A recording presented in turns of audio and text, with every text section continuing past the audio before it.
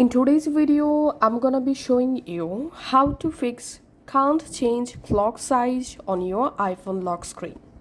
So as you can see, currently I'm in my lock screen customization page and this is my clock. As you can see, I can't change this clock size. Now I'll show you how to easily fix this problem. So all you have to need, customize your lock screen wallpaper and tap on your clock. And here you get your clock font and color. If you selected any of these clock format, then you won't be able to change your clock size.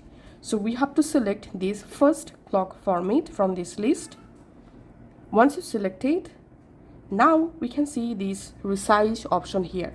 Now you can just easily go ahead and resize your lock screen clock size just like this. And once you're happy, just tap on done. And this is how we can actually solve this problem.